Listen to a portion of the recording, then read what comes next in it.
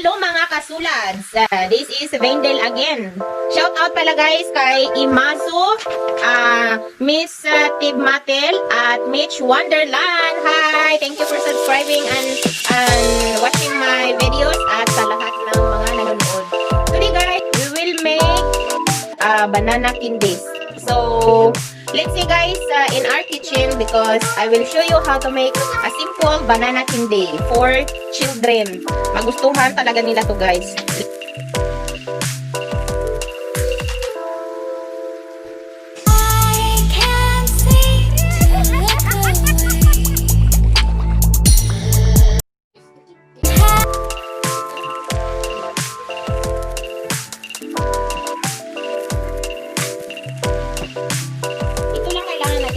Bananas, 3 bananas. We have this jelly powder. If you have a jelly, citron jelly like this, so you can use. If you don't have, use a fresh lemon. And you need 1 cup of sugar. So let's. Para mag-blend yung banana guys, lagyan natin ng konting water, 1/4 glass of water.